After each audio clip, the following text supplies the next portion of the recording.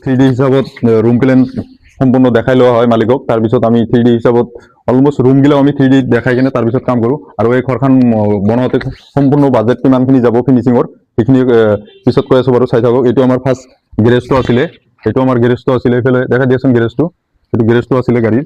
আৰু এইখিনি আমাৰ বেলকনি আছিলে, এইটো গ্ৰাউণ্ড ফ্ল'ৰ হয়। বেলকনি এটাই বেলকনি 9 ফুট 24 ফুটৰ এটা বেলকনি আছে। আৰু এইফালে আমাৰ ফাৰ্ষ্ট আহি কিনে এইটো আমাৰ কৰিডৰটো আছিলে, মই ভালদৰে দেখাই আছোঁ বাৰু ড্ৰয়িংটো।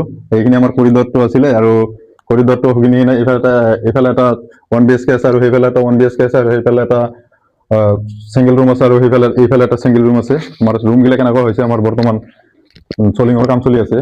এইটো আমাৰ চেম এইখিনিতে ষ্টিৰিয়াজৰ তলত এইখিনিতে আমাৰ কিটচেন ৰুমটো হ'ব 5 ফুট বাই 9 ফুটৰ মানৰ।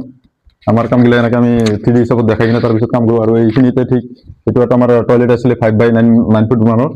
আৰু আহক এইফালে দেখাই দি আছোঁ কৰিডৰ দি আহি কিনে। ফাৰ্ষ্ট মই ড্ৰয়িঙত যেনেকুৱা দেখে আছে চেম কামৰ কোৱালিটি সেনেকুৱাই আমাৰ কৰিবলৈ চেষ্টা কৰোঁ। এইটো ফাৰ্ষ্ট আহি কিনে আমাৰ কিটচেন ৰুমটো হ'ব 5 ফুট বাই 10 ফুটৰ মানৰ এটা কিটচেন আছে এটাচ। আৰু সাৰ এটা ৰুমতে আমাৰ বাথৰুম এটাচ আছে। এইটো আমাৰ বাথৰুমটো 5 ফুট বাই 9 ফুটৰ মানৰ এটা বাথৰুম আছে। এই বাথৰুমৰ বৰ্তমান পাইপ লাইনৰ কাম কৰা হৈছে।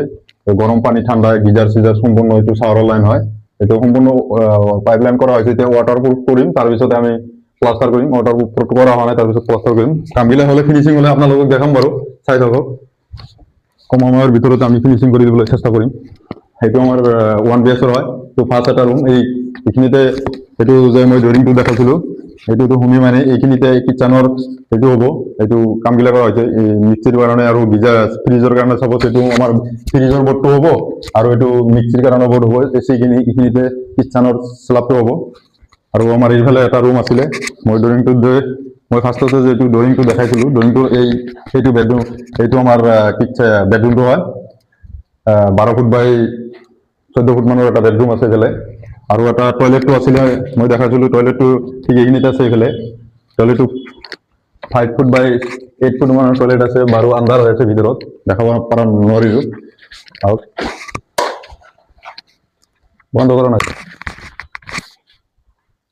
ঠিক সময়ে এইটো 1 BHK প্লেনৰ ফাৰ্ষ্ট যিটো আছিলে, এইটো এটা ফাৰ্ষ্ট ৰুম হয়। এইখিনিতে কিটচেন ৰুমটো হ'ব। কিটচেন ৰুমটো ঠিক এইখিনিতে হ'ব। এইটো আমাৰ মিক্সিৰ বৰ্ড, আৰু এইটো ফ্ৰিজৰ বৰ্ড হয় সম্পূৰ্ণ। আৰু এইখিনিতে এইটো তাতে বেছি নহ'ব। এইখিনিতে এটা শ্লাব হ'ব কিটচেনৰ, অপেন কিটচেন হয়। এইটো এটা ৰুম আছে 12 বাই 15 ফুট মানৰ এটা ৰুম আছে। আৰু এইফালে এটা এইটো মই 3D যে ৰুমটো দেখাইছিলোঁ, এইটো এটা ৰুম আছে। এইটো এটা ৰুম আছে আমাৰ 10 ফুট বাই 14 ফুটৰ মানৰ এটা ৰুম আছে। আৰু আমাৰ খিৰিকীগিলা এলুমিনিয়াম হ'ব। আৰু এটা খিৰিকী আমি বক্স দি দিছোঁ বাৰু, আৰু সম্পূৰ্ণকৈ দেখাম। এইটো আমাৰ টয়লেটটো আছিলে এইফালে।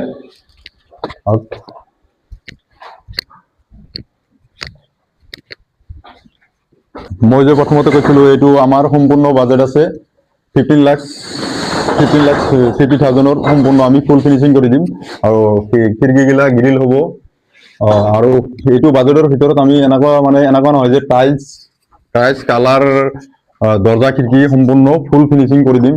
15,50,000 আমাৰ ফুল ফিনিচিং হৈ যাব। এইটো ঘৰখনৰ স্কোৱাৰ ফুট আছে 2,400 স্কোৱাৰ ফুট।